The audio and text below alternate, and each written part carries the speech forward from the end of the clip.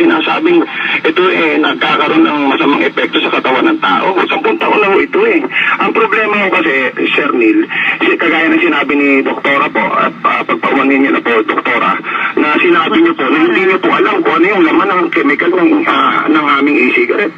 Bakit hindi pa muna kayo magsagawa ng pag-aaral na bago kayo magsalita ng hindi, ng laban po sa e-cigarette? Sana po, kayo alagad ng siyensya. Ha?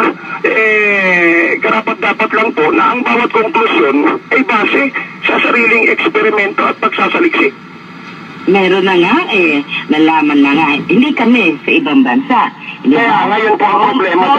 Chromium, tin, silver, iron, nickel, aluminum, silicates, lead, nickel, and nicotine. Ngayon, meron pa mga iba, hindi nyo naman sinasabi yung mga gumagawa niya. Hindi naman nila nire-reveal kung ano. Kinailangan pa na ang WHO, yung studies nila ang nag-reveal. Now, meron pang iba.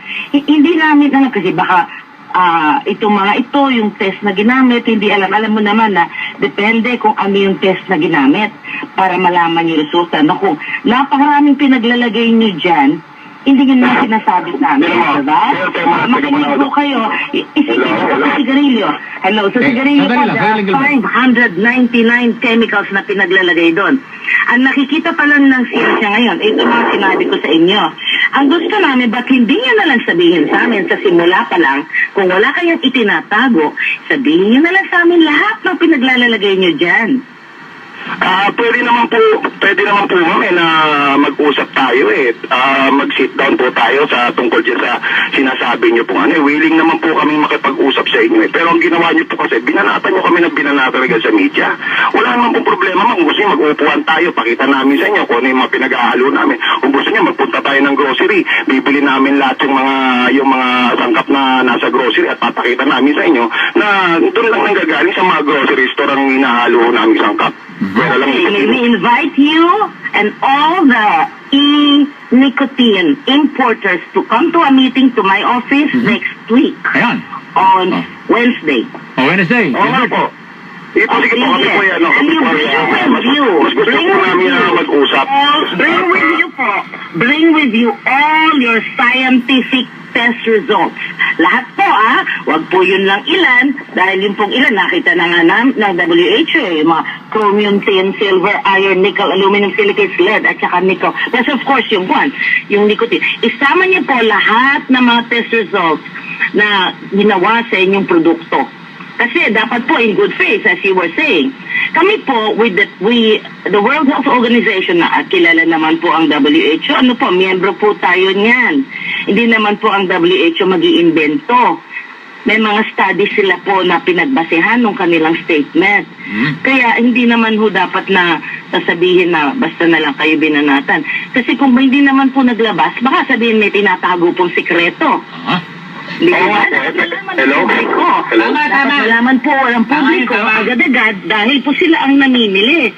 Hindi naman po yung na-declare sa inyong mga produkto na mga brochure na pinamimili. Puro lang advertisement. Hindi naman kami nagke-claim na itong aming e-cigarette isang health products. Hindi kami nagke-claim na itong e-cigarette po nakakabuti po sa katawan ng tao. Wala pong ganon. Hindi po ito produktong gamot. So hindi nakakabuti? Kung hindi nakakabuti, nakakasama? Wala rin pong wala po rin kaming sinasabing hindi nakakasama. Ang amin lang pong sinasabi, ito po ay mas mabuting alternatibo kaysa sa paninigarilyo. Dahil ang paninigarilyo ay napatunayan na nakakamatay. Ang e-cigarette, minsan wala pa itong namamatay sa taon na sa merkado. Yung bang e-cigarette na yan makatutulong para yung dati mong bisyo na paghipit, yung mga yosi-yosi na yun matitigil? Hindi ko namin kine-claim, Sir Neil, na ang e-cigarette isang smoking cessation device na kagaya ng mga ine-endorse ng mga kaibigan nating doktor na kagaya ko ng nicotine patch, nicotine gum, yan ine-endorse nila. Kaya sabi ko nila masama raw ang nicotine. Bakit sila nag-i-endorse ng nicotine patch at saka nicotine gum? Yan nicotine, mas mataas ang nicotine niya kaysa sa e-cigarette. Opo, Director Peralta, paano ba nauso yung e-cigarette na yan? Paano na-introduce siya sa ating bansa? Basta na nga lang pumasok na lang siya. Nakita na lang natin sa merkado Siyempre, hindi naman ho kami magko-comment kung wala naman lang pag-aaral? Oo. Mayroon na mga pag-aaral sa ibang bansa. Kaya, hello? Sige po, sige po. May lumabas na po. Hindi ho ba? Aha. Dati po, may naririnig ba kayo sa amin? Wala. Meron bang Pero ano? meron na pong pag-aaral sa ibang bansa. Kaya, inuna na po na ipaalam sa ating mga kababayan. Ano yung pag-aaral na yun na nakakasama ito sa kalusugan? Yun pong mga laman ng e-cigarette na nalaman na discover ng mga pagsusuri sa ibang bansa. Meron na po bang mga lumito ng mga nagrereklamo at mga nabiktima niyan? Meron pong mga tinatawag na anecdotal. Ibig sabihin ho, nagsabi, ngunit alam niyo po, as I said nga, kailangan na mahaba-habang pag-aaral yan at saka kailangan din ho marami. Oho. Ngayon, paano? So wala pang Ay, sa dalawa hakbangin. lang. Wala pang hakbangin ng gobyerno para i-regulate yan or ipatigil hanggat walang formal na reklamong tinatanggap na talagang yan ay masama sa kalusugan na Director Peralta. Pinag-aaralan po ng aming legal office sa FDA kung anong nararapat na gawin. Kaya, yun ho ang dahilan kaya hindi pa kami nakakapag-anunsyo kung ano ang magiging patakaran ng pamahalaan. Okay. So, Miyerkules, it's a deal or no deal? It's a deal na magkita kayo sa inyong opisina.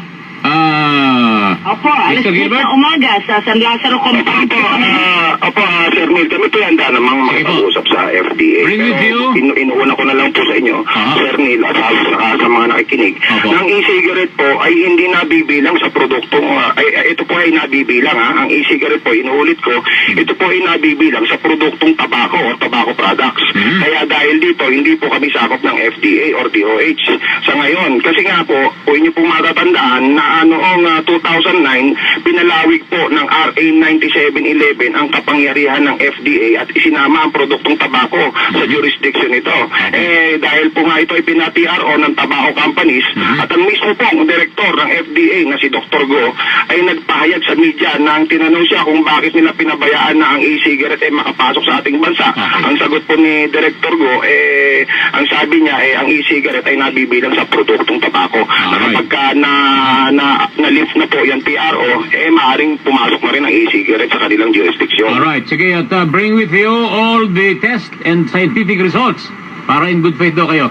So, Director Peralta, Miyerkules, anong oras? Anong lugar? Alas 10 po ng umaga Ayun, sa opisina namin sa loob ng San Lazaro Compound sa Department of Health po sa Maynila. Alright.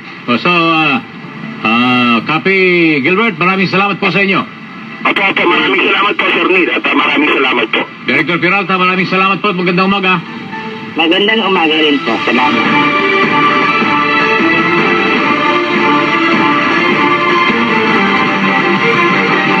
Ayan na. On the spot! Mariresolba natin yan. Maghaharap-harap na ho yung dalawa. Para yung banatan sa ere. Kung ano man ang issue na kapaloob dyan, basta higit sa lahat, ang bottom line, makabubuti ito sa kalusugan at hindi nakamamatay o nakabambisyo na naman. Okay lang kayo magkabisyo.